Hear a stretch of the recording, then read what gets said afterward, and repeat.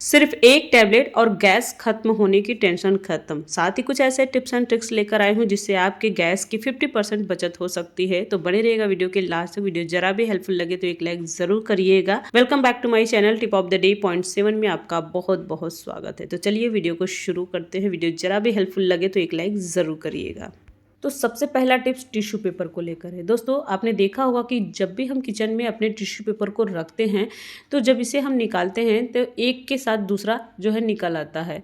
ऐसे में हमारा किचन भी मैसी हो जाता है और हमारा बहुत सारा टाइम वेस्ट चला जाता है क्योंकि इसे हम दोबारा से ठीक करने में लग जाते हैं। तो आज मैं आपके लिए एक ऐसा आसान तरीका लेकर आई हूँ जिससे आप अपने टिश्यू पेपर को अच्छे से ऑर्गेनाइज कर सकते हैं और आपका टाइम भी बचेगा और पहले से भी ज़्यादा आप इसे अच्छे से यूज कर सकते हैं। कैसे? देखिए, टिश्यू पेपर जो होता है ना, उसमें दो हिस्से होते हैं, जैसे एक पन्ना इधर और एक पन्ना उधर।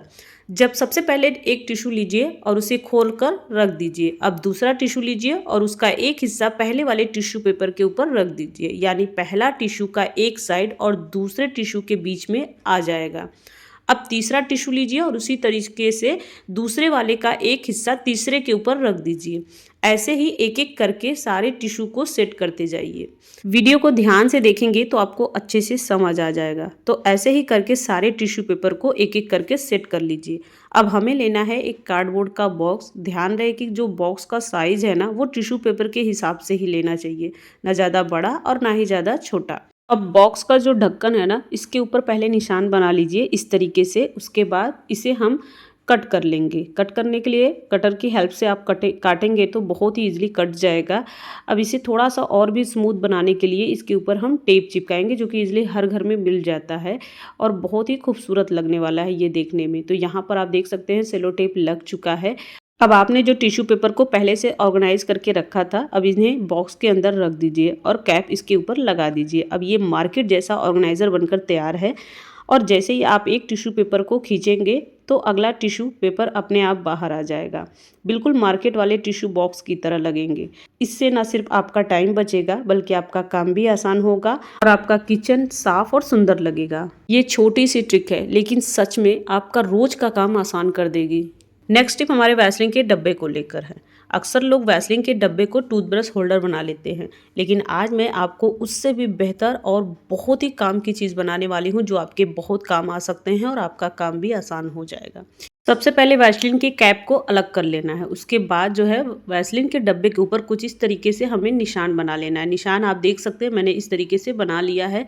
अब इसे हम कट करने वाले हैं। कट करने के लिए आपको इजीली इस तरीके से कट कर लेना है और बहुत अच्छे से ये इजीली कट हो जाता है।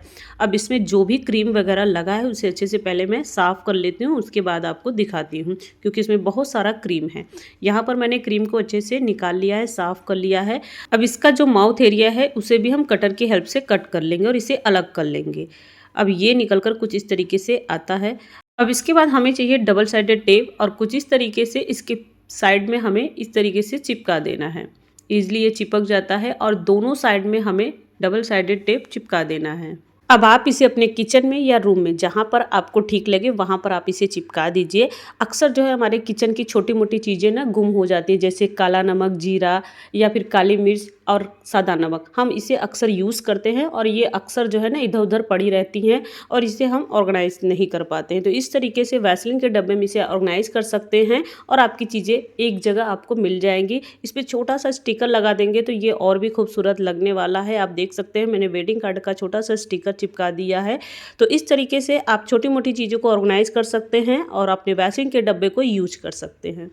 अगर आपके पास भी पुराने कुशन कवर पड़े हैं और उसे आप फेंकना चाहते हैं या किसी को देना चाहते हैं तो भूल कर भी मत दीजिएगा। इसे भी आप यूज कर सकते हैं, जो कि आपके काम को भी आसान बनाएगा, साथ ही आपके टाइम और पैसे दोनों बच जाएंगे। कैसे, चलिए वो बताते हैं। सबसे पहले यहाँ पर आप देख सकते हैं पुराने कुशन कवर को ले लेना है।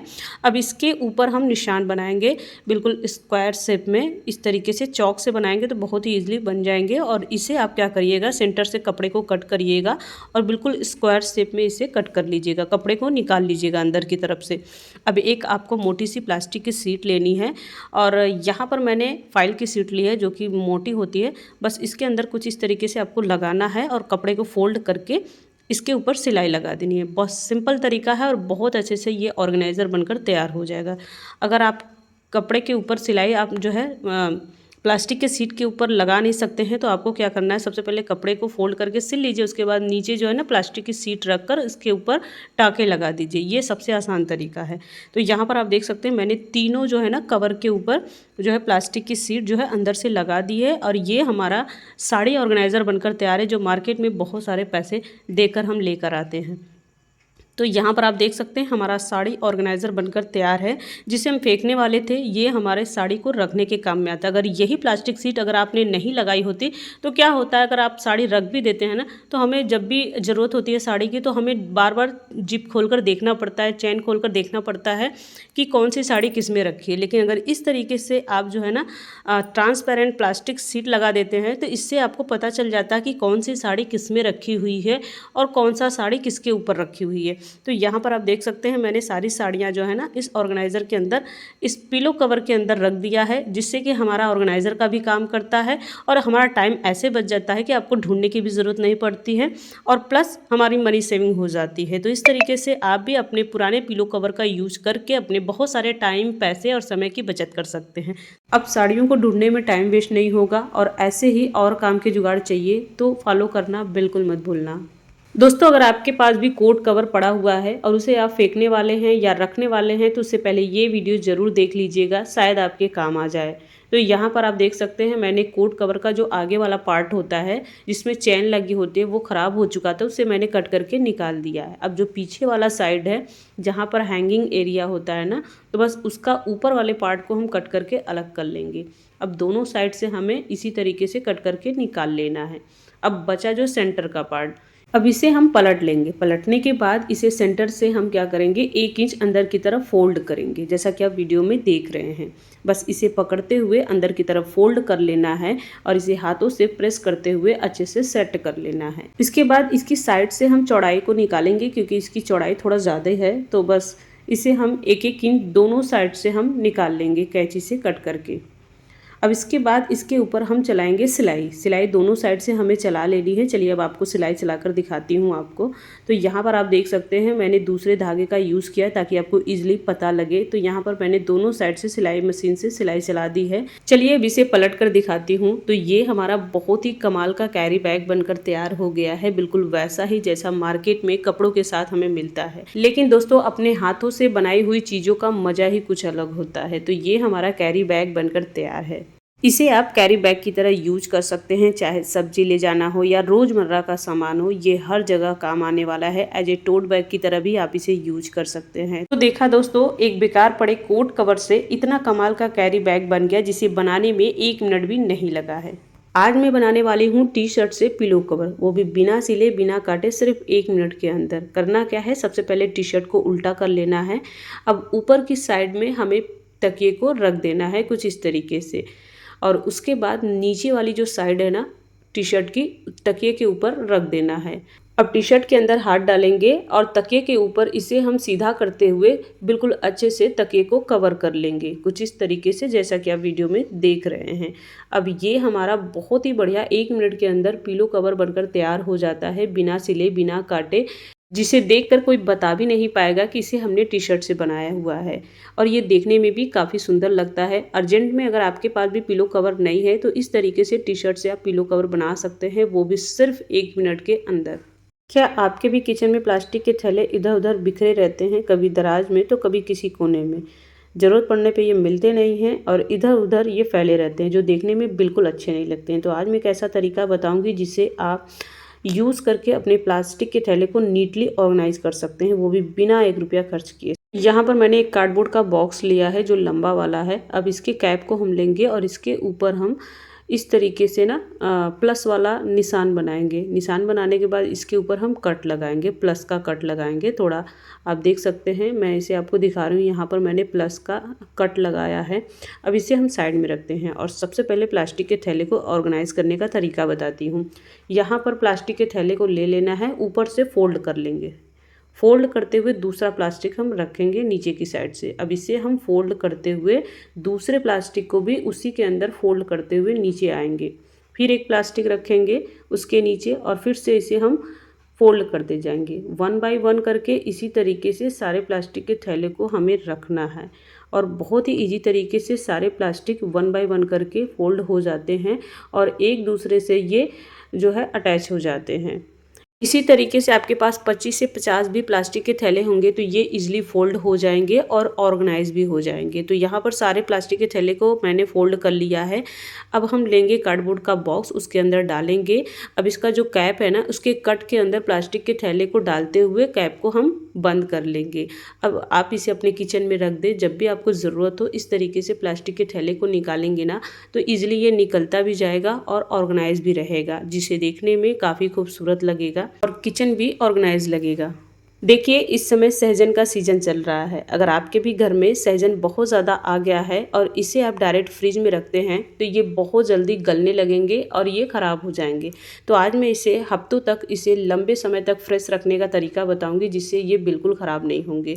करना क्या है, आपको लेना है कॉटन का एक सूखा कपड़ा और अपने सहजन को इसके ऊपर रख देंगे, जिसे हम ड्रमस्टिक भी बोलते हैं। बस अब आप कपड़े के साथ इसे रैप करेंगे तो ये बिल्कुल ख़राब नहीं होगा। इस तरीके से आपको रैप करना है, इसमें मॉइस्चर बिल्कुल भी नहीं लगेंगे और इसे जो है ना हल्के हाथों से फोल्ड करना है। फोल्ड करते हुए इस तरीके से आपको एक प्लास्टिक का थैला लेना है, उसमें रख देना है और इसे जो है ना एक क्लिप लगाते हुए अच्छे से अपने फ्रिज में रख दीजिए। अब इससे आपके सहजन लंबे समय तक फ्रेश रहेंगे, ना जल्दी ख़राब होंगे और ना ही ये गलेंगे। आज मैं सूट सेट को फोल्ड करने का एक ऐसा आसान तरीका बताऊंगी जिससे आपका पूरा सेट सलवार कुर्ता दुपट्टा एक ही साथ फोल्ड हो जाएंगे और बिल्कुल नीटली तरीके से। करना क्या है, पहले आप अपने कुर्ते को अच्छे से बिछा लें और उसके बाद आपको नीचे की साइड से फोल्ड कर लेना है। उसके बाद अब हमें साइड से फोल्ड करना है, दोनों साइड से फोल्ड करेंगे और स्लीव को भी अंदर की साइड में नीटली तरीके से फोल्ड करेंगे और इस तरीके से आप अपने कुर्ते को सेट को बहुत अच्छे से फोल्ड कर पाएंगे। अब लेना है आप अपने सलवार और दुपट्टे को और इसके ऊपर रखना है और ऊपर से फोल्ड करते हुए आना है और नीचे की साइड से हाथ डालते हुए पूरे सलवार दुपट्टे के ऊपर से कवर कर लेना है। इस तरीके से आपका सलवार दुपट्टा कुर्ता सारे एक साथ फोल्ड हो जाएंगे और बिल्कुल नीटली तरीके से। और इसी तरीके से बहुत सारे कुर्ता सेट को आप फोल्ड कर पाएंगे और यकीन मानिए इस तरीके से आप कम जगह में बहुत सारे सूट को आसानी से रख सकते हैं। दोस्तों इस समय गैस सिलेंडर की इतनी किल्लत चल रही है कि सबको गैस बचाने की चिंता हो रही है। तो आज मैं कुछ ऐसे तरीके बताऊंगी जिससे आप अपने गैस की बचत कर सकते हैं और 50% गैस को बचा भी सकते हैं। कैसे, चलिए वो बताते हैं। सबसे पहला तरीका ये है कि आप अपने गैस बर्नर को चेक कीजिए। कई बार ऐसा होता है ना कि इधर उधर से जो साइड से गैस जो है लीक होती रहती है और इसकी फ्लेम बाहर निकलती रहती है। तो इसे अच्छे से पहले आप चेक कर लीजिए और गैस कि जो बर्नर है वो साफ़ है या नहीं वो आप चेक कर लीजिए। तो यहाँ पर जो गैस का बर्नर है बहुत ज़्यादा गंदा हो रखा है। मैं एक छोटी सी टैबलेट की हेल्प से इस गंदे बर्नर को साफ़ करने वाली हूँ, बिल्कुल चमक उठेगा। तो करना क्या है, चलिए वो बताते हैं। सबसे पहले यहाँ पर मैंने लिया है डिस्प्रिन की गोली। अगर आपके पास डिस्प्रिन नहीं है तो आप एक्सपायरी दवाई भी ले सकते हैं, लेकिन डिस्प्रिन की जो गोली है ना वो बहुत ही बेस्ट तरीके से काम करेगा। यहाँ पर लेना है बहुत ही ज़्यादा गर्म पानी, उसके बाद लेना है डिस्प्रिन की गोली। 3 से 4 डिस्प्रिन की गोली ले लेंगे क्योंकि आपका जो बर्नर है ना वो बहुत ज़्यादा गंदा है, मतलब मेरा जो बर्नर है। अब इसे साफ़ करने के लिए 3 से 4 गोली बिल्कुल मस्ट है। तो यहाँ पर 3 से 4 गोली मैंने गर्म पानी के अंदर डाल देना है और आप देखेंगे इसका रिएक्शन बिल्कुल इनो जैसा काम करता है। तो रिएक्शन आप देख सकते हैं, बिल्कुल आपको पास से मैं दिखाती हूँ। और इसके अंदर आपको जो है ना अपने गंदे बर्नर को डाल देना है। अब इसके बाद आपको थोड़ी सी चीज़ें कुछ और लेनी है। लेना क्या है, इसमें आपको लेना है थोड़ा सा बेकिंग सोडा। उसके बाद आपको लेना है इसमें थोड़ा सा विम जेल, चाहे आप सर्फ डाल सकते हैं। तो यहाँ पर मैंने विम जेल का यूज़ किया है और इसे आपको 10 से 15 मिनट के लिए बिल्कुल छोड़ देना है, कुछ भी नहीं करना है। और एक टैबलेट मैं आपको और दिखाती हूँ, ये बिल्कुल एक्टिव हो जाता है, तुरंत इनो की तरह ये काम करता है। बस इसे 10 से 15 मिनट के लिए छोड़ दीजिए। उसके बाद इसका जो झाग है ना वो ख़त्म हो जाएगा धीरे धीरे करके और ये बहुत ही अच्छे से वर्क करता है बर्नर को साफ़ करने में। चलिए आपको पास से दिखाती हूँ। जैसे ही आप टैबलेट को जो है पानी में डालेंगे ना, ये तुरंत ही रिएक्शन करने लगता है और बिल्कुल इनो जैसा काम करता है। अगर आपके पास टैबलेट नहीं है तो आप इनो का भी इस्तेमाल कर सकते हैं।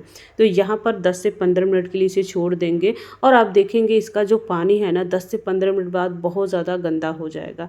यहाँ पर अब 10 से 15 मिनट हो चुका है। अब इसे मैं निकाल कर आपको दिखाती हूँ और सिर्फ एक ब्रश से आपको इसे थोड़ा सा जो है रब करना है। बहुत ज़्यादा रगड़ना नहीं है, सिर्फ हल्के हाथों से ही रब करेंगे ना तो आप देखेंगे आपका जो बर्नर है ना बिल्कुल चमक उठेगा।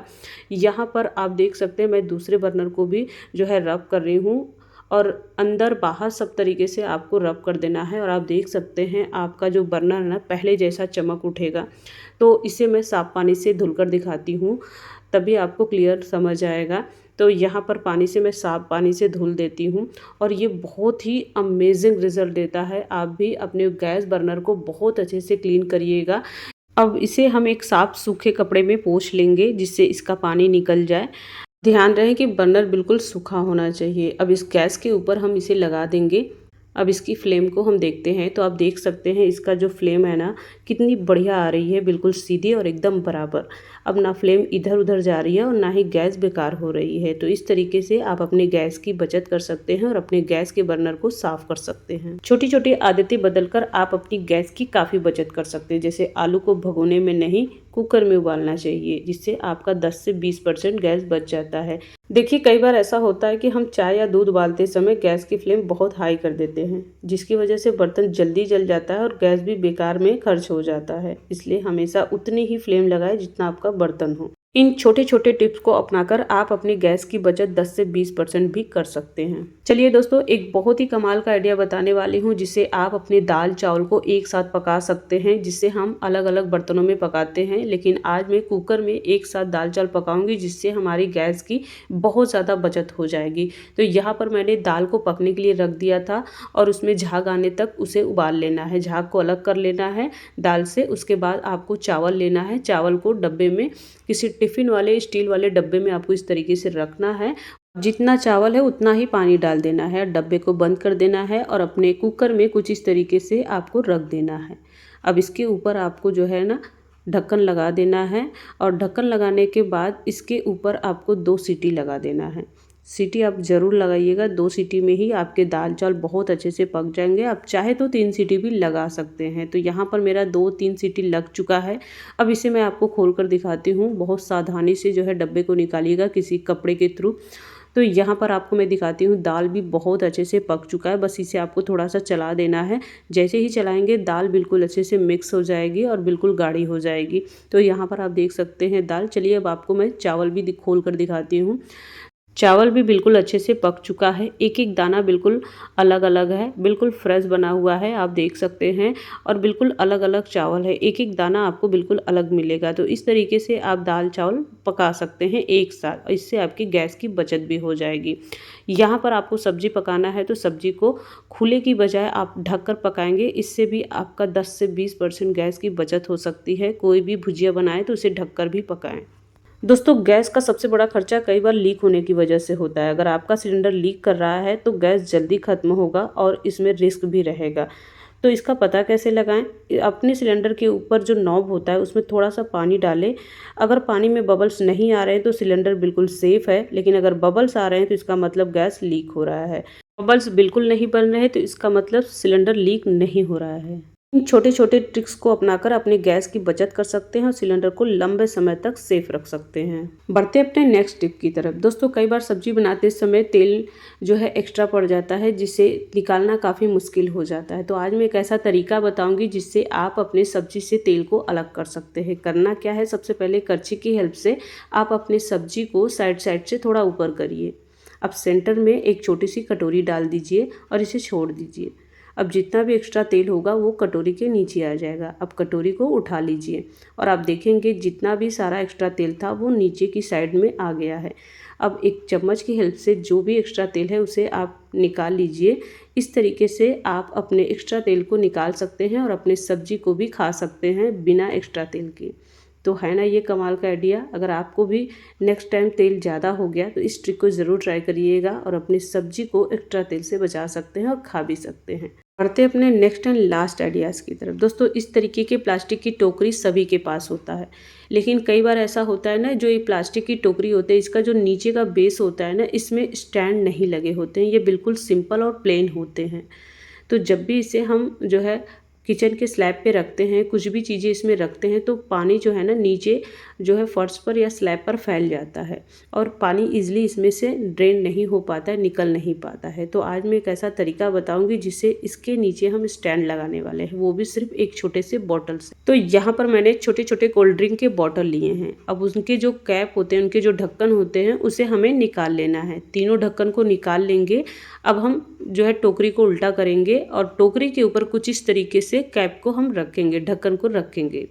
अब टोकरी के ऊपर चिपकाने के लिए हमें ग्लू गन का इस्तेमाल किया है, आप चाहें तो फेविक्विक का इस्तेमाल कर सकते हैं। तो तीनों ढक्कन के ऊपर ग्लू गन को अच्छे से लगाकर चिपका देना है, ये अच्छे से चिपक भी जाता है।